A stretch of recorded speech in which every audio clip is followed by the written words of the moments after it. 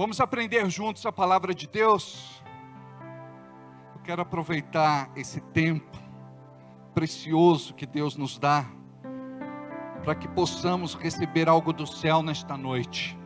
Amém? Antes eu gostaria de dizer que você é bombardeado todos os dias para viver mais a terra do que o céu. E nós, como fomos treinados desde muito cedo a viver para este mundo, não sabemos mover o céu.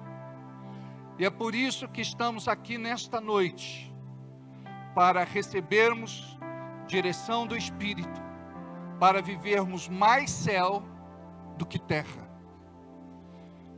Você vive envolto de tantas coisas que querem te roubar da presença de Deus.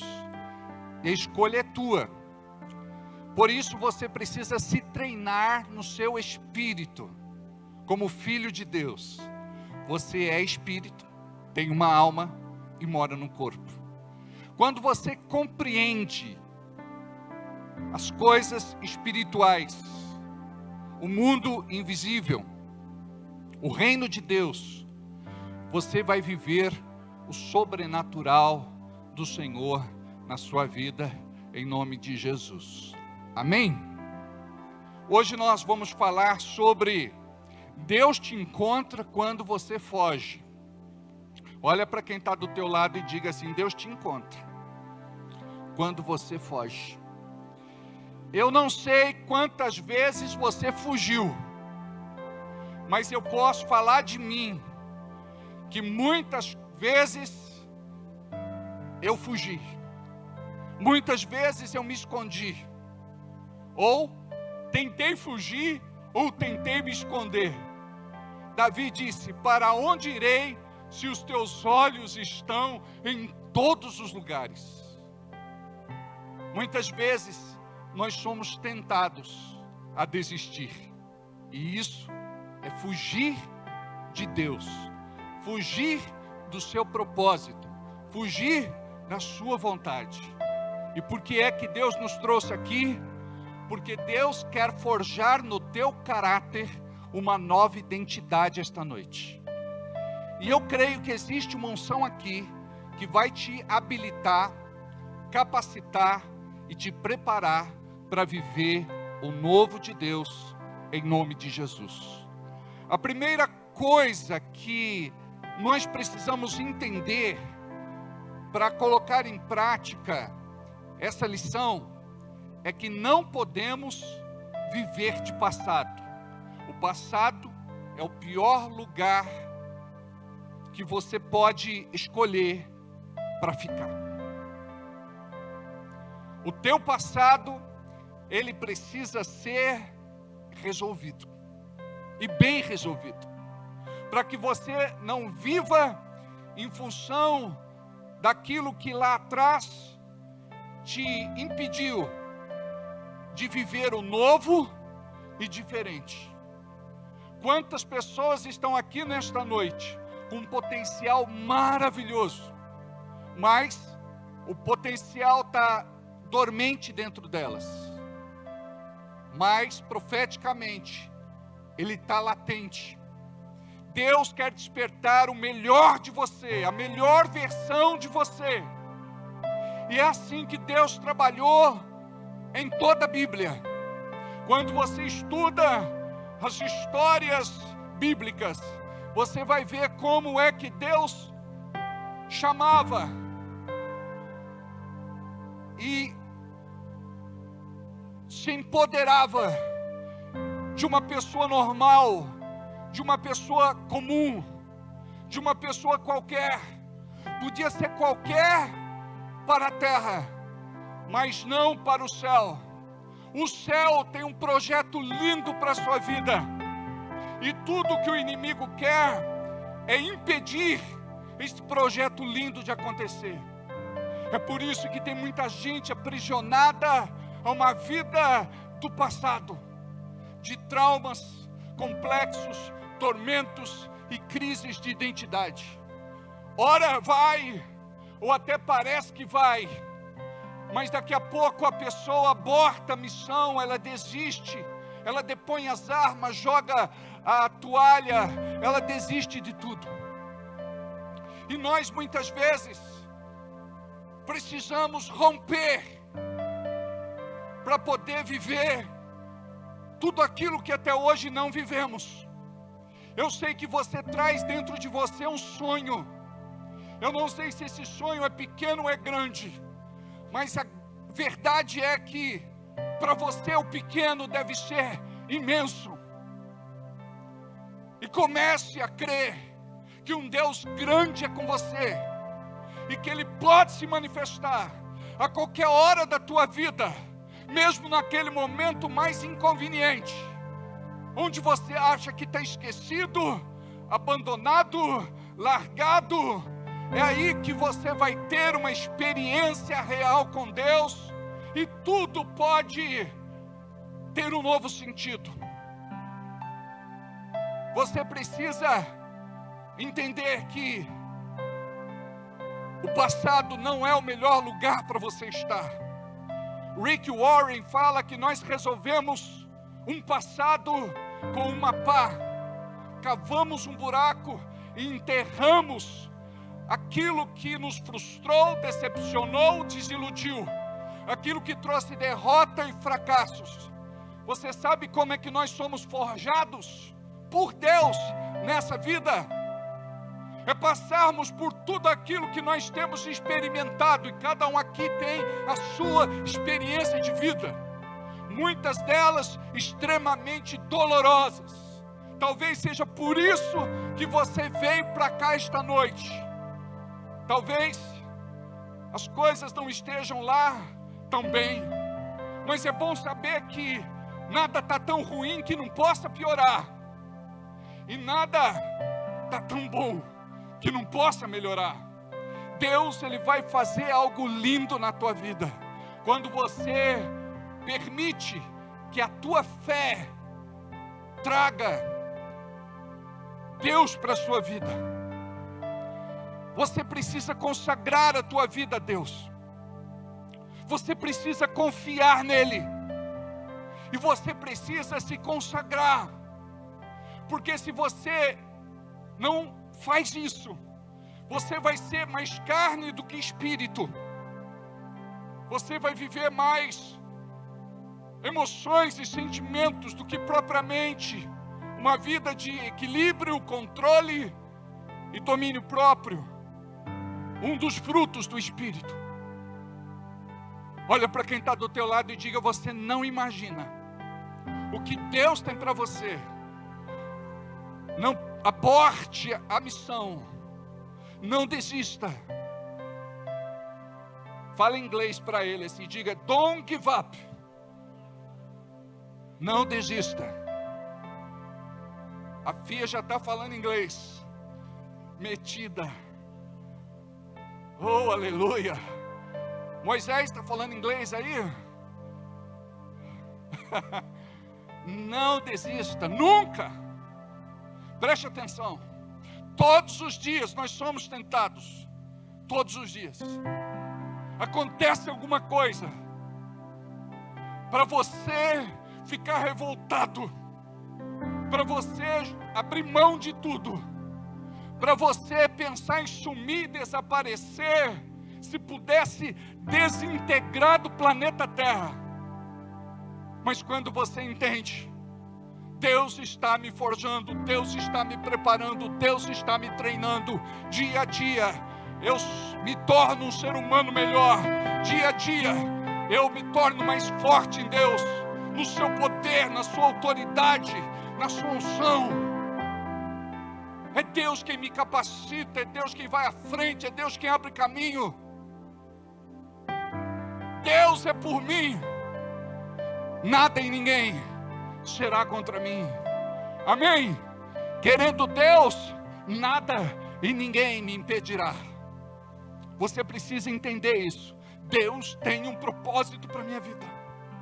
Eu preciso descobrir qual é esse propósito. E quando você vai descobrir, é quando você se aproxima de Deus, e Ele pode sussurrar nos teus ouvidos. E quando isso desce ao teu coração, isso vai fazer toda a diferença. Nada mais vai te parar, nada mais vai te deter. Quando você olha para alguém e fala: por que que alguns dão certo e eu não dou?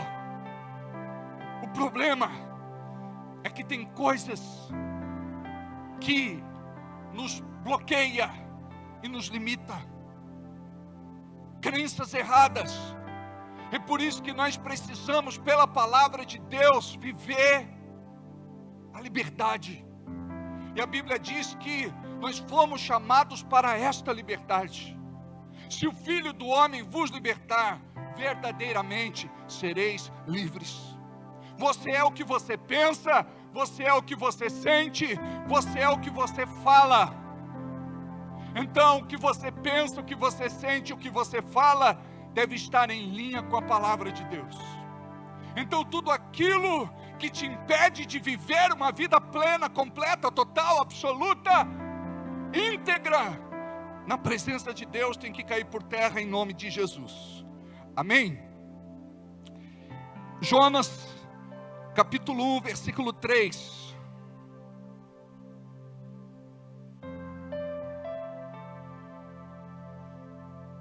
Acharam? Diz assim: porém Jonas se levantou para fugir da presença do Senhor para Tarsis. Ele teve uma ação, e essa ação foi uma ação errada. Ele se levanta para fugir da presença de Deus para um lugar que Deus não mandou ele ir. Isso é muito perigoso. Porém Jonas se levantou para fugir da presença do Senhor para Tarsis, e descendo a Jope, achou um navio que ia para Tarsis. Pagou, pois, a sua passagem e desceu para o centro dele, para ir com eles para Tarsis, para longe da presença do Senhor. Obrigado. Para longe da presença do Senhor. Para longe da presença do Senhor. Você sabia que o inimigo, ele tem um plano? Este plano é terrível, porque ele tenta te tirar dia e noite da presença do Senhor. Por isso que muitos não estão aqui na igreja, porque quando você ouve a palavra, esta palavra, ela vai produzir algo, vai gerar algo no teu espírito, e você vai se tornar mais forte, valente, corajoso, intrépido. Você vai resistir aos levantes do inimigo. Você vai se posicionar. Então o diabo, ele quer te tirar da presença de Deus. Por quê? Quando ele te tira, você fica fraco, você fica impotente, você não consegue enfrentá-lo. É por isso que no nosso meio nós temos muitas pessoas desanimadas, desmotivadas, desencorajadas e sem iniciativa. Por quê? Não estão orando, não estão jejuando, não estão buscando Deus na Bíblia, não estão vindo à igreja, não fazem parte de uma célula. Amados, tudo isso tem um propósito de fortalecer vocês na fé, na vida espiritual. O que nós queremos fazer aqui é te trazer para a presença de Deus. E tudo que o inimigo quer fazer através daquilo que você enfrenta lá fora é tirar você da presença de Deus. Quantos pensam: eu não vou mais para a igreja, eu estou cansado de ir para a igreja, eu não vejo nada acontecendo de diferente na minha vida. Tudo o que o diabo quer fazer é tirar você da presença de Deus. E quando você está mal, o diabo manda os seus mensageiros e enche a tua cabeça de caraminhola. Aí você fica pior do que estava, porque o diabo, ele trabalha assim, ele tem que trazer dúvida. Por isso a Bíblia diz que nós não seremos enganados e nem confundidos quando temos o Espírito Santo de Deus. Quando você não estiver bem, eu vou dar um conselho a você.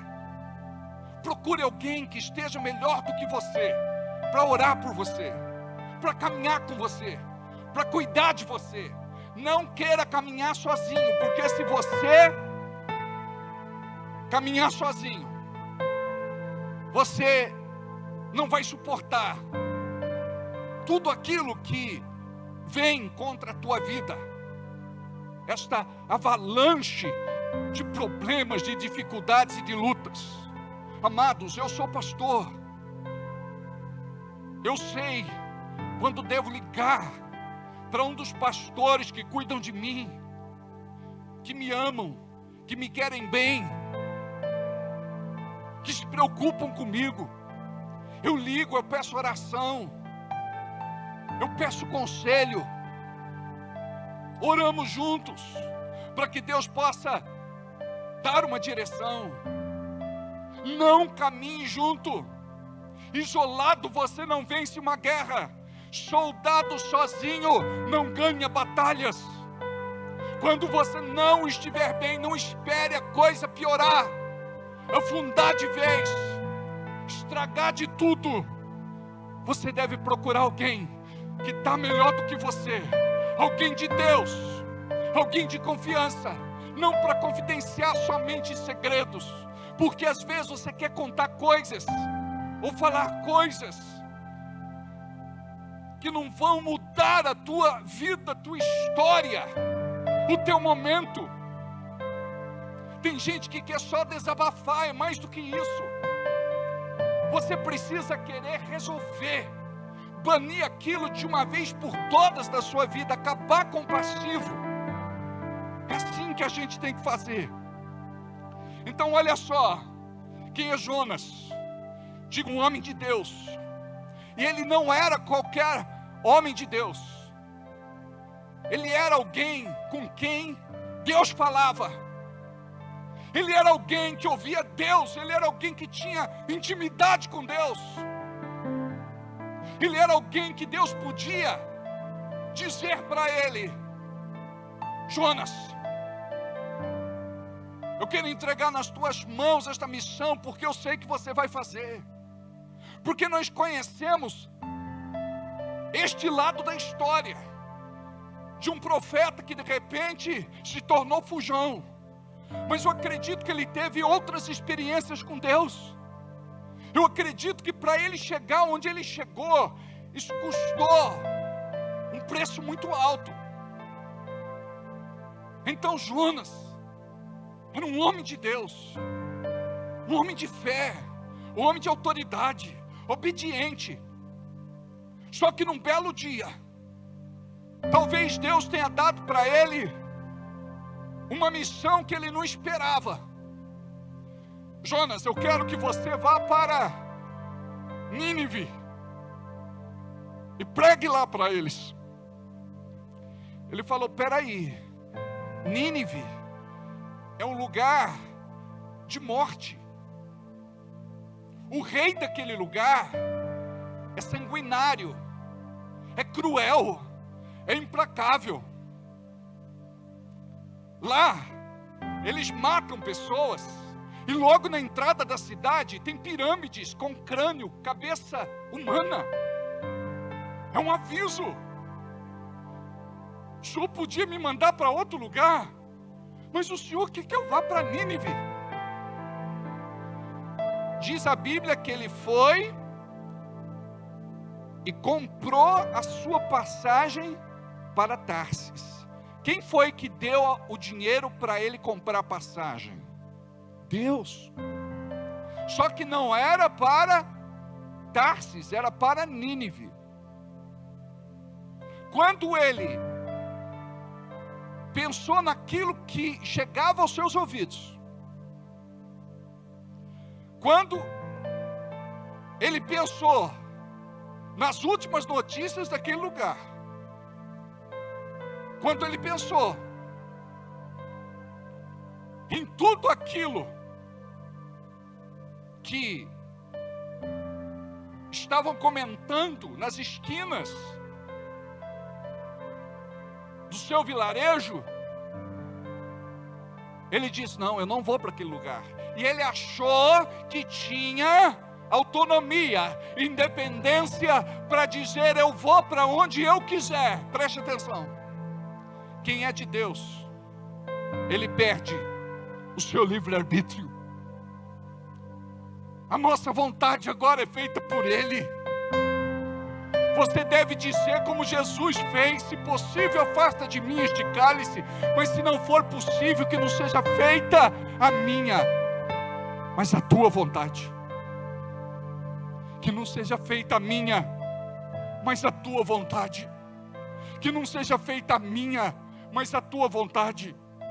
Amados, o que implica em ser filho de Deus é fazer a vontade de Deus. E se eu faço mais a minha vontade do que propriamente a vontade de Deus, eu estou falhando como filho de Deus.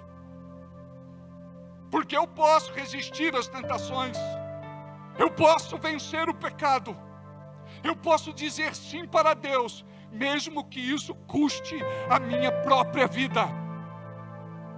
Jesus disse: aquele que quiser proteger a sua própria vida, perdê-la-á. Sabe o que significa? Se Jesus não poupou a sua própria vida por nós, nós precisamos ser dele de verdade. Eu não posso ser de Deus parcialmente. Ele precisa ser meu dono. Quando a gente fala de ser servo de Deus na Bíblia, sabe a palavra no grego para servo? Doulos, escravo. Um escravo não era dono de si mesmo, ele tinha um senhor sobre ele. E quando nós entregamos a nossa vida para Jesus, Ele sabe o que é melhor para nós. Ele cuida de nós, Ele nos protege, nos livra e nos abençoa. O problema é que nós somos superficiais, rasos. Nós não confiamos totalmente nele, não nos entregamos de verdade. Porque quando você confia, quando você acredita, você vai começar a viver tudo aquilo que você não viveu até hoje. Preste atenção.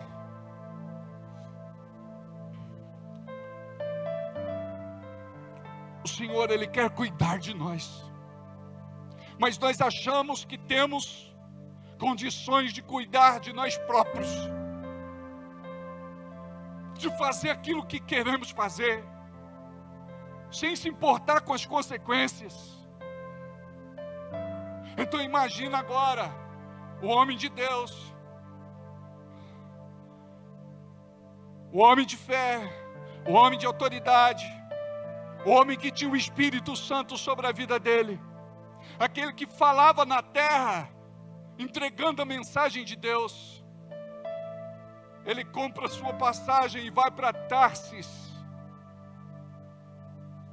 Ele vai para outro lado, longe da onde Deus o mandou. Ele estava fugindo da presença de Deus. Sabe por quê? No fundo ele sabia que se Deus quisesse operar naquele lugar, Ele poderia converter todo mundo. E ele se esconde no porão do navio. Deus manda uma tempestade. Nem toda tempestade é o diabo que manda. Tem tempestade que é Deus quem manda. E aquele barco estava quase afundando. A tripulação estava desesperada. E eles estavam buscando uma resposta. Quem é que estava provocando aquele mal? Quando chegam lá no porão do navio, questiona Jonas. E Jonas diz: tudo isso é minha culpa. Amados, se nós sabemos que não vamos ficar impune, porque toda desobediência vai ter uma cobrança, porque é que nós queremos continuar desobedientes, fazendo aquilo que não devemos fazer, alimentando a rebeldia no nosso coração. É por isso que tem muita coisa que já era para ter dado certo na nossa vida e não dá. Tem muita gente aqui que já era para ter passado para a segunda etapa, a terceira etapa, a quarta etapa, mas dá um passo para frente, 2, 3 para trás. Vive mais vales do que montanhas, está mais lá embaixo do que lá em cima. Vive, na verdade, uma montanha russa espiritual. Nem parece que tem Deus na vida, porque sempre está mal, negativa, pessimista, derrotista, para baixo, down.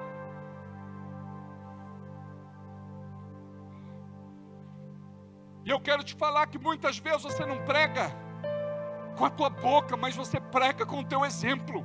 As pessoas estão olhando para você. Não adianta dizer que tem Deus e viver do jeito que você vive. Você tem que trazer o poder do Evangelho para a tua vida. Ser feliz. A palavra diz que devemos nos alegrar pela nossa salvação. A nossa salvação é que provoca alegria no nosso coração. E se a gente tem esta alegria, este contentamento, este gozo, logo não importa o que temos que enfrentar, vamos enfrentar com um sorriso no rosto, com um brilho nos olhos e com uma fé viva no coração. Mas quando a pessoa, ela quer caminhar sem Deus, ela se perde no caminho. Foi o que aconteceu com Jonas. Pegaram ele e jogaram para fora do navio. Aí um peixe grande. Alguns falam baleia, mas não pode ser baleia, porque a barriga da baleia é pequena. É um peixe grande, talvez um pré-histórico. Engoliu Jonas. Imagina que ele ficou 3 dias e 3 noites na barriga do peixe.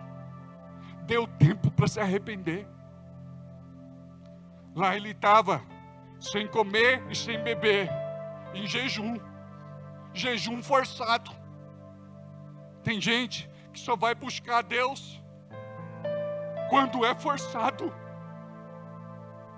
Aí você diz: eu preciso orar, eu preciso jejuar, eu preciso ir para a igreja, eu vou para uma célula, eu vou voltar a dizimar, ofertar, semear. Não espere acontecer nada que te coloque à prova. Comece a fazer agora, quando você está bem, quando você pode, quando você tem condições, ou até mesmo quando você não tem. Porque viver por fé é isso. Fé não tem nada a ver com sentimentos. Você precisa olhar para a palavra, e quando você olha para a palavra, você olha para Jesus, o autor e consumador da sua fé.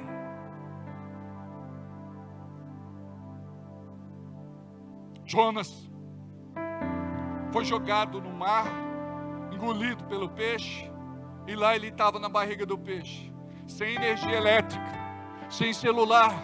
Tem gente que sem celular pira, entra em crise. Tem gente que não sabe, mas já está viciado no celular, e esse vício é pior do que o vício de certas drogas.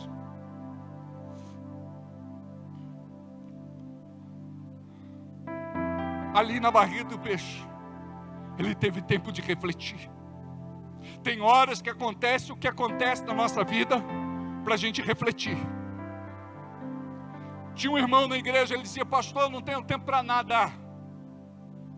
Eu não venho mais à igreja, eu não vou numa célula, eu não faço isso, não faço aquilo outro, porque eu não tenho tempo. E o trabalho dele era um bom emprego numa multinacional, ganhando bem. Sabe o que foi que aconteceu? Ele foi dispensado. Aí, ele pediu oração: pastor, ora por mim, para que eu possa trabalhar no lugar bom. Eu disse: querido, você precisa orar. Sabia que tem hora que não é o outro que vai precisar orar por você, é você que vai ter que orar. Tem hora que não é o outro que vai jejuar por você, é você que tem que jejuar. Tem hora que não é o outro que vai abrir a palavra e vai dar uma palavra para você, é você que vai ter que abrir a palavra e garimpar para encontrar o recado de Deus para a tua vida. Tem hora que Deus vai permitir que você faça o que precisa ser feito, e não é o outro que vai ter que fazer, não. Aí ele estava um tempo desempregado, já entrando em parafuso, e ele disse: pastor, eu não consigo orar, eu não consigo jejuar, eu não consigo ler a Bíblia, eu não consigo vir na igreja, eu não consigo fazer parte de uma célula. Eu disse: antes você dizia que não tinha tempo, agora que você foi dispensado, você tem todo o tempo do mundo e não faz. A verdade é que quem quer fazer arruma um jeito, quem não quer arruma uma desculpa.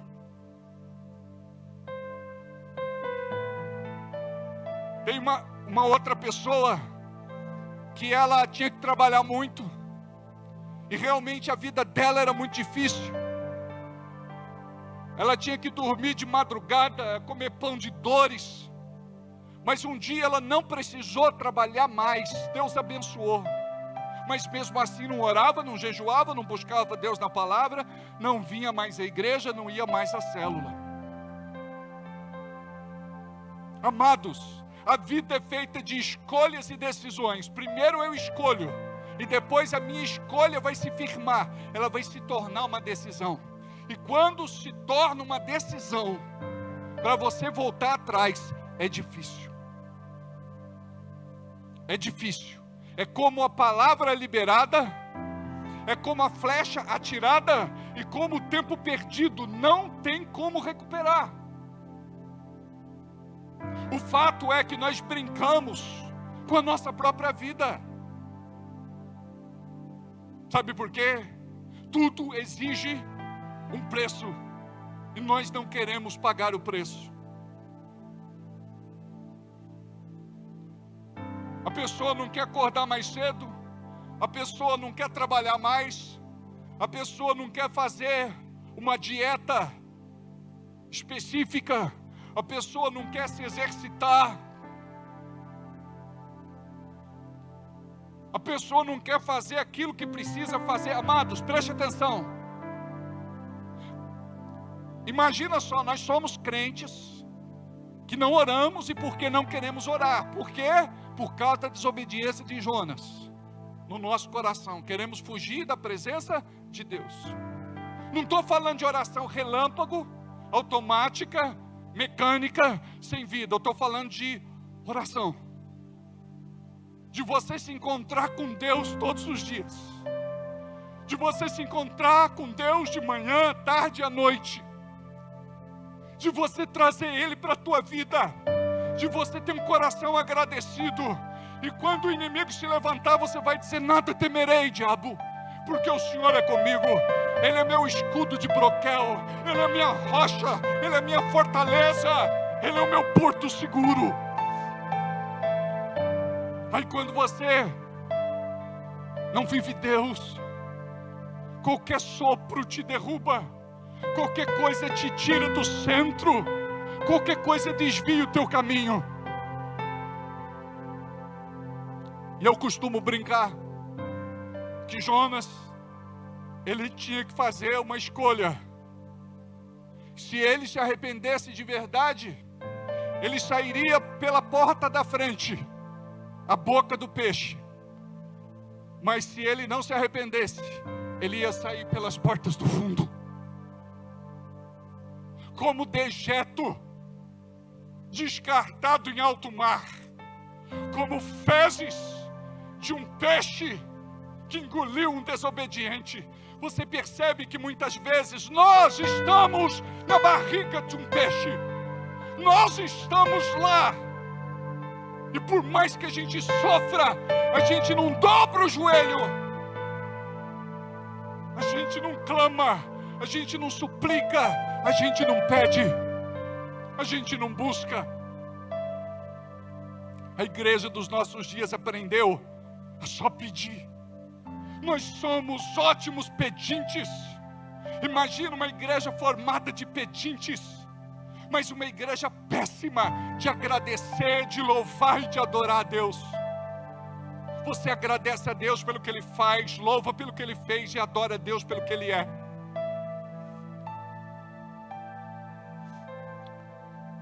Ele é cuspido aonde Ele tinha que estar. Deus ainda teve misericórdia dele pelo arrependimento do seu coração. Preste atenção, hoje é dia de arrependimento. Porque talvez você esteja vivendo o que você está vivendo pela desobediência, pela teimosia, pela rebelião. Deus te manda fazer um negócio e você não faz. Deus te manda ir para a direita, você vai para a esquerda. Deus manda você seguir, você para.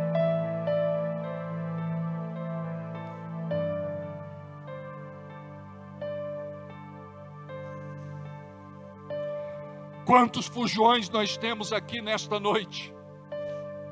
Não precisa levantar a mão. Do que é que você tem fugido? Tem duas situações distintas: aquele que foge de si mesmo e aquele que foge de Deus. Quem foge de si mesmo, ele foge de responsabilidades. Esta geração não quer assumir responsabilidades. Por isso, foge do casamento, foge de ter filhos, foge de resolver suas crises. Não é assim. Quando tem uma crise para resolver, você foge. Tinha uma família na igreja. Quando as pessoas batiam na porta da casa dele para receber, ele escondia debaixo da cama ou dentro do guarda-roupa. Imagina o exemplo que ele estava passando para os seus filhos. E que homem frouxo é esse que tem que colocar a mulher para resolver os seus problemas?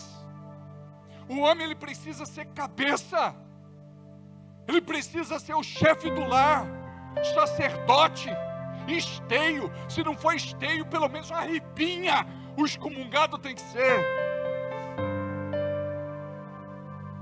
Eu sei que tem coisas graves que dá vontade muitas vezes de fazer como um avestruz, mas a gente não pode. Sabe quando é que Deus vai abençoar você?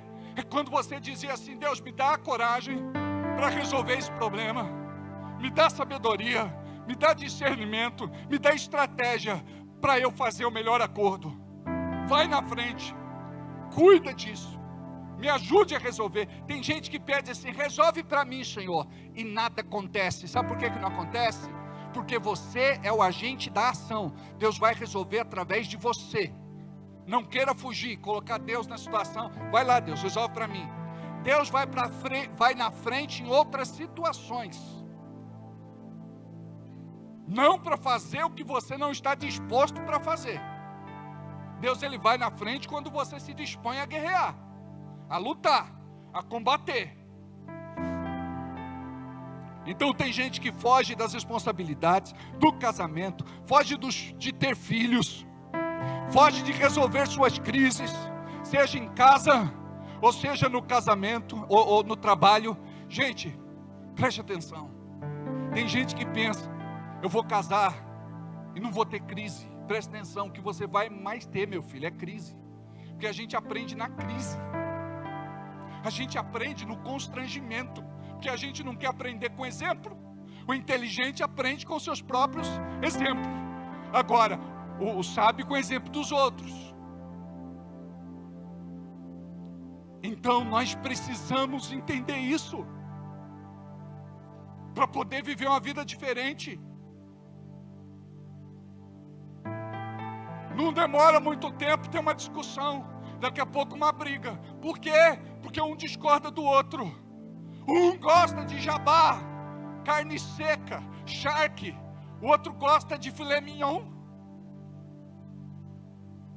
Um gosta do Corinthians e outro gosta do Palmeiras. Manifestou, aí eu senti. Essa legião vai ter que sair daqui um dia.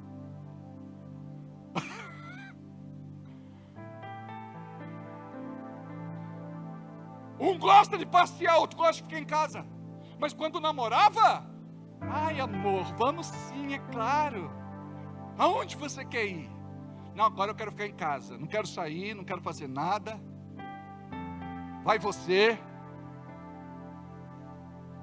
É o oposto. Amados, o igual se repele. Ou melhor, os iguais repelem, os opostos se atraem. É isso, gente. A gente não sabe se é maligno, se é divino, mas é isso. Não é? Por que nós somos tão complicados assim? E se eu perguntar para você, vai dizer, é ela que é complicada. E ela vai dizer, não, é ele que é complicado. Na verdade, nós somos complicados. Estar casado é um desafio, gente. Jaime Kemp escreveu um livro, A Arte de Permanecer Casado. É uma arte. A arte de dizer eu te amo todo dia. A arte de entender o outro todo dia. A arte de ser carinhoso todo dia. A arte de abrir mão de você todo dia. A arte de pagar o preço. Aí foge dos problemas em casa, foge dos problemas no trabalho. Até ontem era a melhor empresa do mundo. Mas aconteceu alguma coisa que traumatizou, agora não é mais. Eu quero sair de lá. Foge de ter o seu próprio negócio.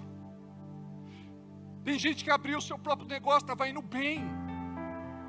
Mas por conta dos desafios, diz, pastor, eu prefiro ser funcionário. CLT, carteira assinada, do que ter meu próprio negócio. Preste atenção. Deixa Deus te forjar. Você tem que dizer isso para Deus. Deus, me trata. Forja em mim, me dá uma identidade, Senhor. Sabe por quê? A gente está aqui perdido, sem identidade, não sabe o que fazer da vida. Aí chega aqui e diz, Deus, resolve tudo para mim. Deus faz tudo. Deus paga minhas contas. Eu fiz a conta, o Senhor paga.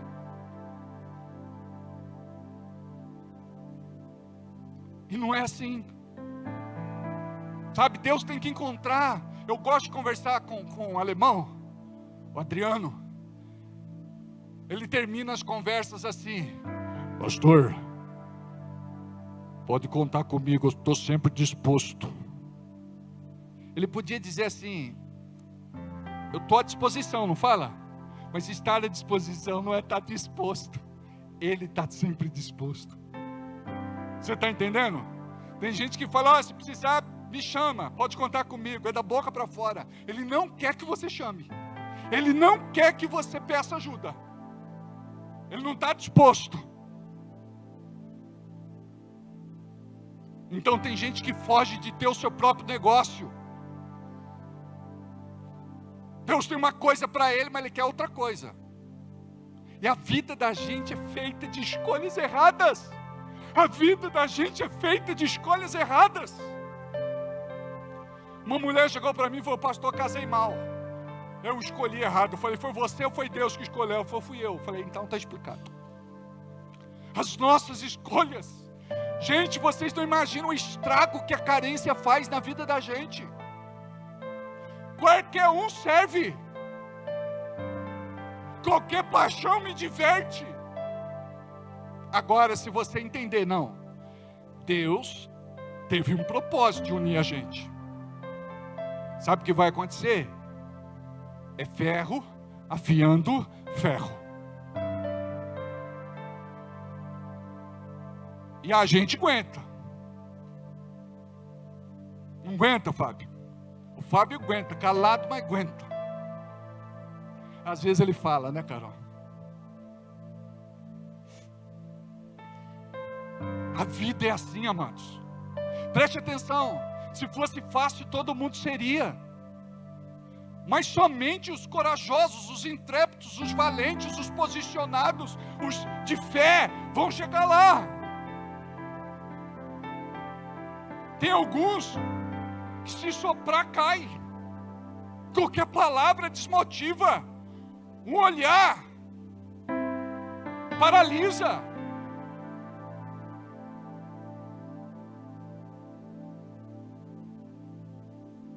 Nada pode parar você. Crítica não me derruba. Elogio não me exalta. Crítica não me derruba. Elogio não me exalta. E você tem que pensar assim: quando alguém me criticar, eu vou pegar aquela crítica e vou dizer: eu vou ser melhor. Para de se justificar. A pessoa está falando isso porque tem inveja de mim. A pessoa está falando isso porque ela é uma crítica de plantão. A pessoa está falando isso porque é ciumenta. A pessoa está falando isso porque quer minha posição. Não dê desculpa. Chegue para a pessoa e diga assim: olha, obrigado pela sua observação, pela sua crítica. Eu vou me esforçar para ser melhor. Amados, eu sempre fui tímido. E por consequência, eu sempre fui mais calado, mais reservado, mais trancado. E quando eu comecei a caminhar com Jesus, eu estava tentando ser diferente. Amados, não é natural eu ser carismático. Eu tenho que me disciplinar. Tem gente que é natural. Acorda dando risada. Dá bom dia até para poste. É de bem com a vida, olha esse menino.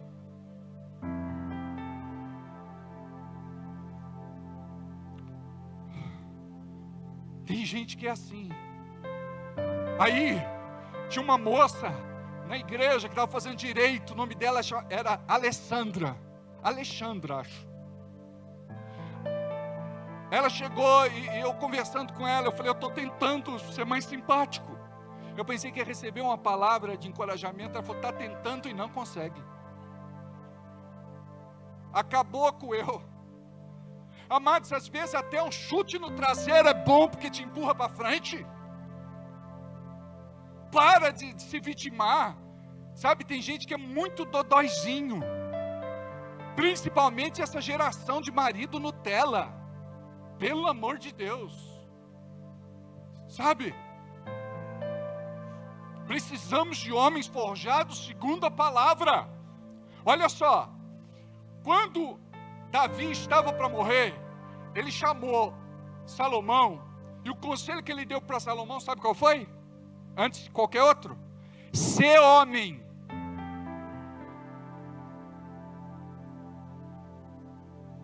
Busca ser mais maduro. Busca ser um exemplo para a esposa, para os filhos. Busca ser um exemplo como rei. Seja homem. Tenha fibra, determinação, perseverança. Seja posicionado. Outro dia é força de expressão. O óleo pegou fogo na cozinha de uma irmã. O marido saiu correndo da casa, parecendo uma sirene.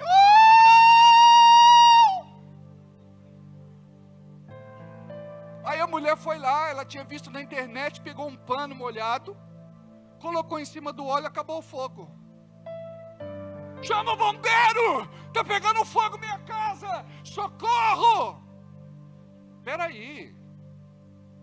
O marido é o comandante, ele é o último a pular do barco. Querida, vai lá fora, eu vou resolver isso aqui. Tira as crianças daqui. Não sabe resolver? Pergunta para a mulher: amor, como é que resolve isso? Molha um pano, põe em cima, abafa. Beleza? A mulher está do lado do homem para dar bons conselhos, amém? E tem homem que se estrepa, sabe por quê? Não ouve os conselhos da mulher. E a mulher está certa quase em tudo. E o diabo usa a mulher, que depois ela fala assim: eu não avisei, eu não te falei, você não me dá ouvidos, da próxima vez. Aí diz: não vai ter da próxima, vai. A mulher tem uma percepção natural, ela enxerga mais longe do que nós. Ela tem um feeling que nós não temos. Você arruma um sócio, ela diz: não vai dar certo. Mas como? Você conheceu ele agora, não fui com a cara dele. Mas peraí, você não pode julgar um livro pela capa. Mas não é só isso. Não sei te falar, mas é alguma coisa aqui dentro que está falando que ele vai dar problema. Não demora muito tempo. Dá problema. Tem coisa que a mulher diz: não faz. O marido tem e faz. E depois, a consequência é para os dois. Então é bom ouvir a mulher: amor, Deus está falando alguma coisa aí no teu coração? Não, não está falando nada. Eu falei: amém, graças a Deus. Não é porque a mulher é chata, não é porque a mulher é implicante, não é porque a mulher é exigente. Algumas são. Mas a maior parte das mulheres, elas dão bons conselhos para os homens. E nós homens devemos ter a humildade para ouvir. E a gente não tem. Eu fui numa outra casa aí, o marido estava tentando pregar o prego na parede, e ele não conseguia, o prego entortava, senão pulava. A mulher disse: amor, é assim, ó. Pegou o prego, pá, pá, pá, pá, pá.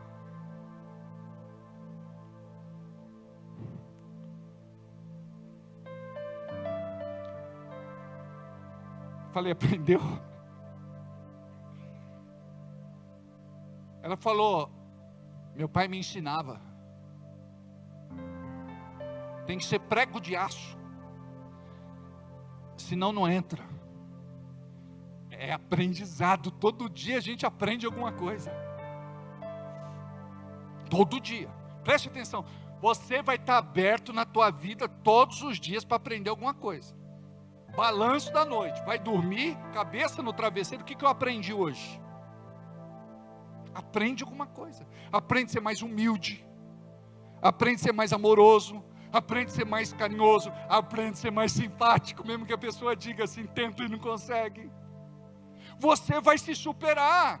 Aí sabe o que eu fiz? Falei: vou me esforçar mais, não estou me esforçando o suficiente. Pode ver que sempre quando eu assumo o púlpito, eu começo sorrindo, porque sorrir desarma as pessoas. Você está sorrindo do nada, só porque eu estou sorrindo. Agora, se eu chego aqui assim, ó,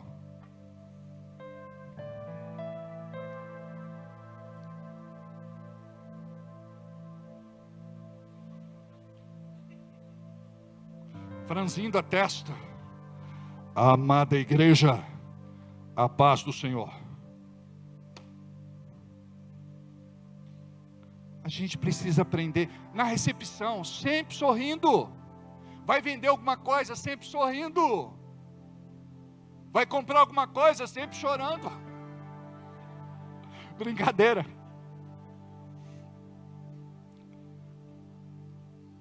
Então, tem duas situações: a pessoa que foge dela mesma e a pessoa que foge de Deus. A pessoa que foge de Deus, você sabe que Deus te escolheu e mesmo assim você foge. Diga para quem está do seu lado: você sabe que Deus te escolheu e mesmo assim você foge. Você sabe que Deus te chamou e mesmo assim você foge. Olha para quem está do seu lado e diga: você sabe que Deus te chamou e mesmo assim você foge. Você sabe que Deus te ungiu e mesmo assim você foge. Tem gente que diz assim: pastor, Eu vou sair da igreja porque o Senhor não me dá oportunidade. Eu digo, irmão, oportunidade a gente não dá, a gente cria. Eu quero reconhecimento, que é reconhecimento IML. É lá que eles fazem o reconhecimento. Imagina você que ser de Deus é a gente se despojar de todo o nosso ego, de todo o nosso orgulho, de toda a nossa vaidade, de toda a nossa arrogância, de toda a nossa soberba. Se a pessoa falar alguma coisa, não vai te ofender. Se a pessoa te criticar, não vai te ofender. Se ela te apedrejar, não vai te ofender. Nada pode descer ao teu coração. Diga, nada. Aí você vai ser um bom crente. Senão você sempre vai ser aquele filho mimizento. Não pode ser gatinho de apartamento. Como que nós vamos ganhar Bragança? A pessoa vai ali na esquina, acontece alguma coisa e diz, não, pastor, nunca mais vou fazer evangelismo na minha vida. Preste atenção, sabe por que a gente está aqui? Tem gente que perdeu a vida, tem gente que perdeu a cabeça, teve gente que perdeu a família, tem gente que pagou um preço alto, e a gente nessa geração, é a geração mimizenta, e quer o Espírito Santo, pois esta geração mimizenta não terá o Espírito Santo. Porque quando Deus trata você também, sabe o que você faz? Foge da presença dEle. Deus não pode corrigir. Eu estava um dia no trabalho do pastor Thomas Dawson, um americano. Aí subi no altar, no púlpito, para cumprimentar os homens de Deus mesmo. Eu não devia nem ter subido. Aí quando me aproximo de um da equipe dele, ele põe o dedo na minha testa e faz assim, sai. Eu falei, sai o quê? Ele diz, espírito de orgulho. Eu falei, então sai mesmo. Porque eu não quero ser orgulhoso. Orgulho, amados, é igual mau hálito. Você tem e não percebe, só os outros. Você não imagina. Teve uma pessoa da igreja, nossos líderes. Eu não sou orgulhoso. Já manifestou a raiz de orgulho. Já manifestou que é. Lembra lá do publicano e do fariseu? Eu sou tudo isso, Senhor, e muito mais. Tem misericórdia de mim. É assim que tem que ser.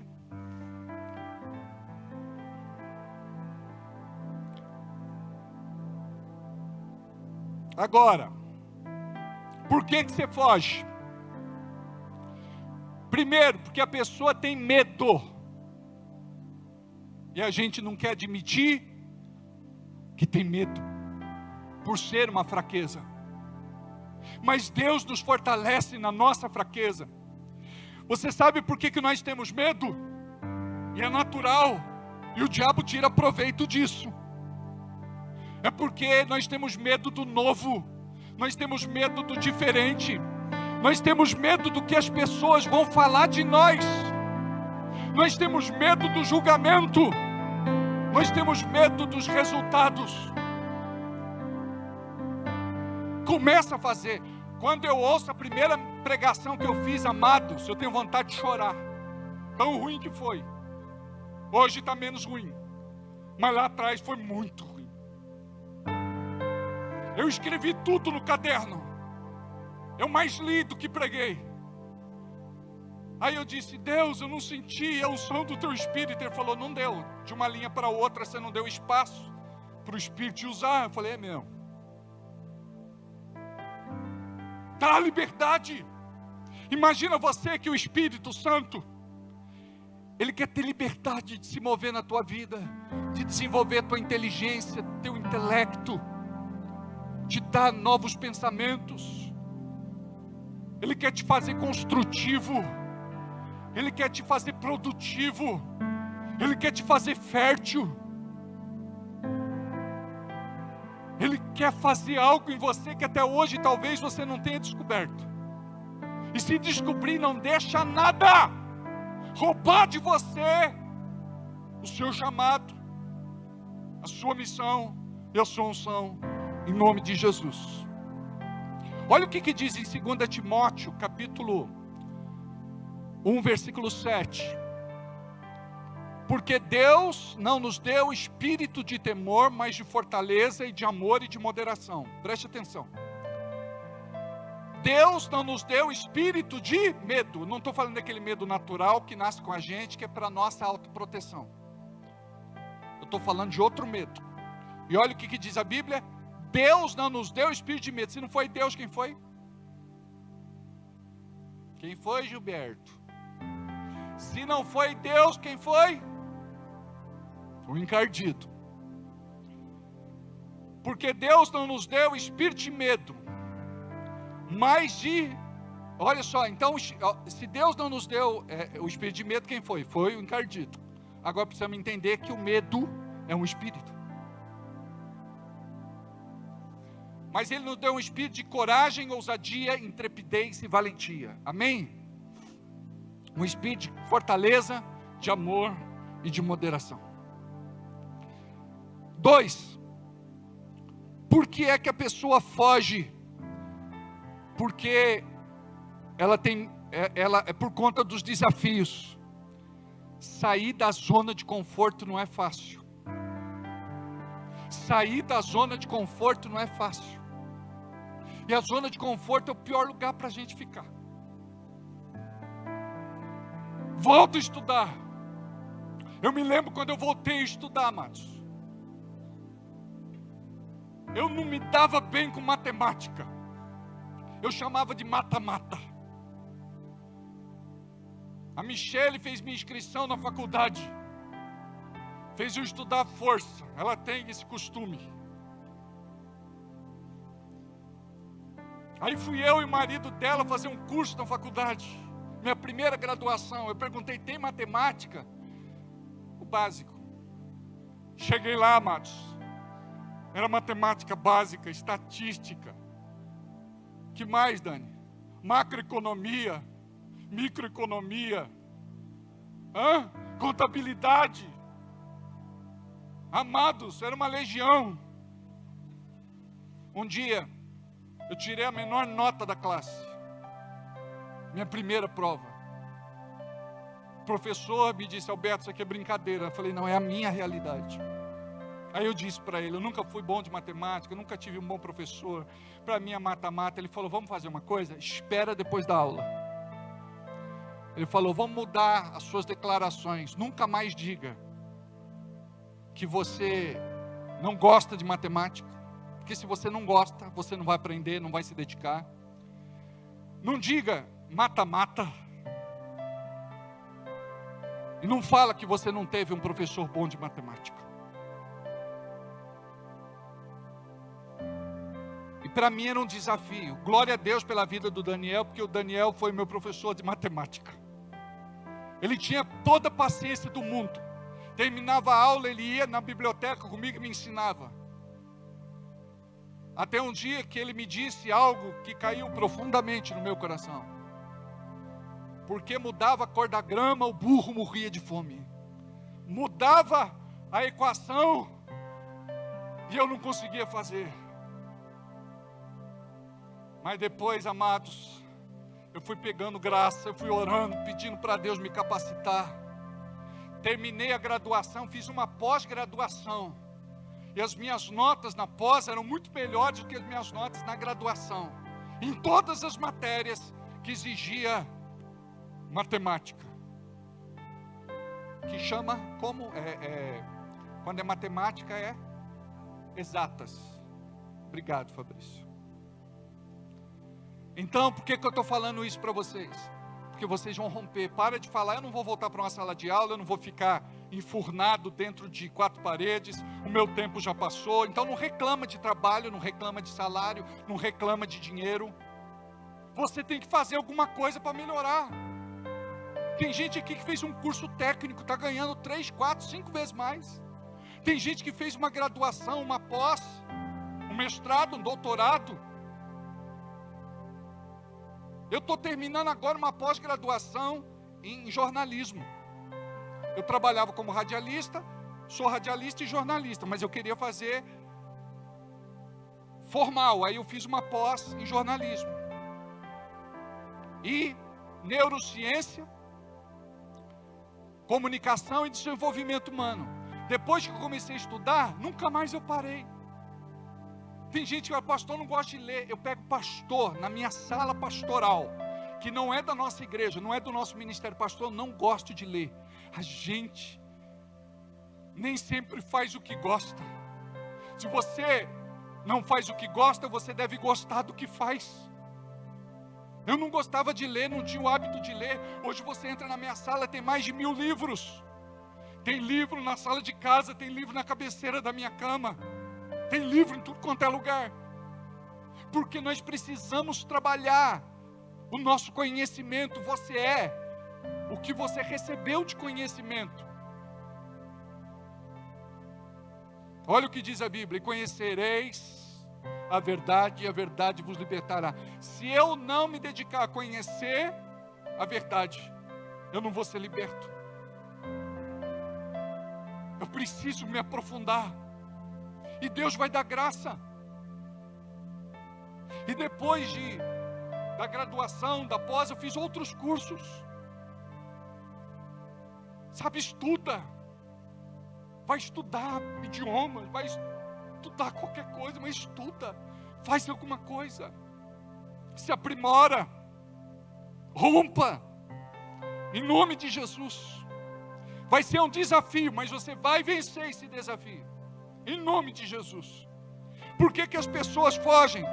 Por conta do processo, por conta das pressões. Imagina só, se Deus tivesse dito para José: José, você vai ser governador do Egito, o segundo do Egito, príncipe do Egito, mas tem um processo, eu vou te contar. Os teus irmãos vão te invejar, vão te perseguir, vão simular a tua morte, vão te julgar no buraco. Pensar que o ministério dele começou dentro de um buraco. Então, se você estiver vivendo hoje um buraco, diz glória a Deus, porque em nome de Jesus, o Senhor vai me promover. Começou num buraco. Aí Judá diz assim: não vamos matar não, vamos vendê-lo. Aí venderam para uma caravana de ismaelitas. Aí Deus preparou a casa de Potifar para ele morar. Uma das melhores casas que ele podia ir. E lá Deus cuidou dele, e Deus era com ele, e ele prosperava em tudo aquilo que ele fazia. Potifar deu liberdade para ele cuidar de tudo. Ele podia ter acesso a tudo, menos a sua senhora. O que foi que aconteceu? José bonitão, sarado, meninão. Ela tentou seduzir José, e José fugiu, saiu correndo. E ela levantou falso testemunho contra José e disse que ele tinha tentado seduzi-la, e ele foi preso. Ele foi para a cadeia. Isso tudo faz parte do processo. O que ele foi fazer na cadeia, pastor? Ele foi lidar com as pessoas mais difíceis que ele podia lidar. E lá Deus era com ele, se tornou amigo do carcereiro, as chaves na sua mão, e aquele lugar mudou completamente. Onde José ia, Deus ia com ele e abençoava o lugar. Onde você for, não sei o que você vai fazer da sua vida. Pastor, eu vou vender Mary Kay. Vai prosperar. Pastor, eu vou vender Juquiti. Vai prosperar. Pastor, eu vou vender pastel. Vai prosperar. Pastor, eu estou trabalhando lá na empresa, eu sou carimbador. Seja carimbador mor, seja carimbador chefe. Sabe, queira ser o top dos carimbadores. Não sei o que você vai fazer, mas sonha. E muitas vezes a gente quer sonhar alto, é ou não é? Começa a sonhar.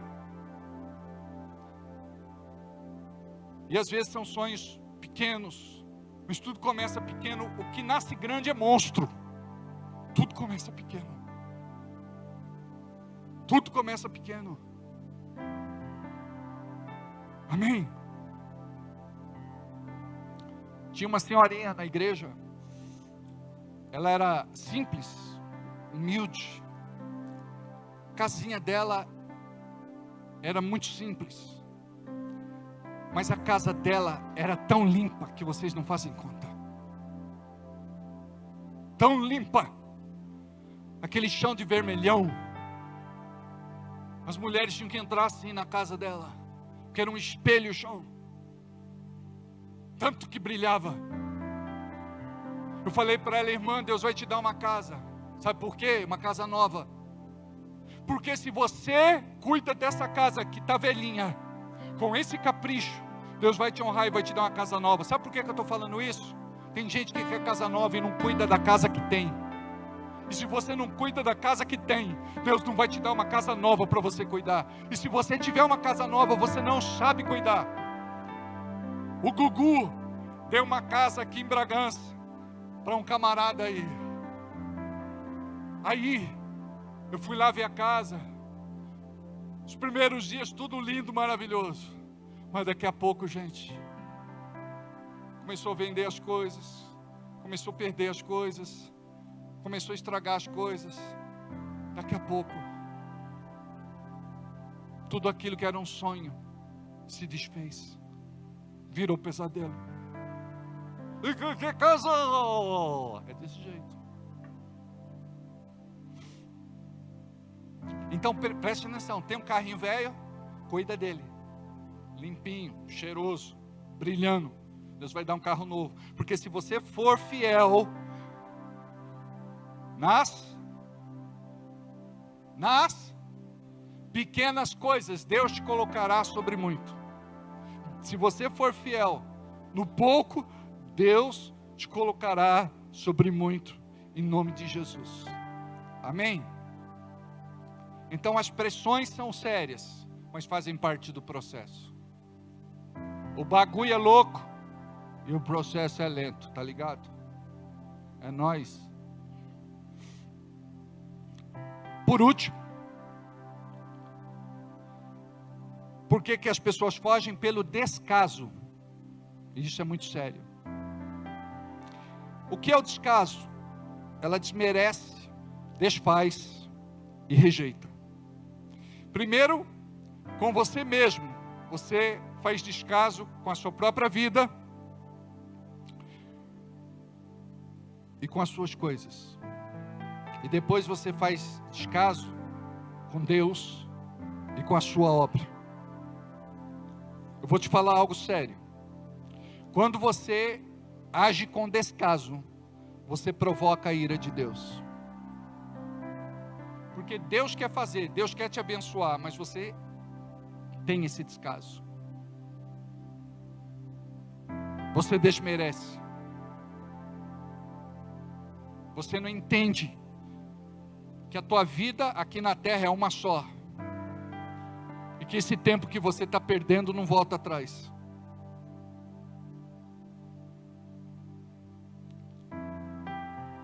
Existe aquele que recebeu a revelação de Deus e aquele que não recebeu. Aquele que anda na luz e aquele que não anda na luz. Por que você não se desenvolve como filho? Por causa do descaso. Ignora os princípios que são ensinados continuamente de cima deste altar. Por mim e por outros pastores e líderes. O que eu devo fazer como filho para crescer na fé, no conhecimento e na graça? Quebrar a preguiça, a indolência, ter disposição, se entregar de verdade, estar aberto para receber tudo que Deus tem para a sua vida. Por que você não se envolve como servo? Por conta do descaso. Falta coração de servo. Por que você não se desenvolve como líder? Por conta do descaso. Falta posicionamento. Como eu quero formar líderes melhores do que eu, se eu não dou exemplo? E quem falha no básico, não vai entrar no propósito de Deus.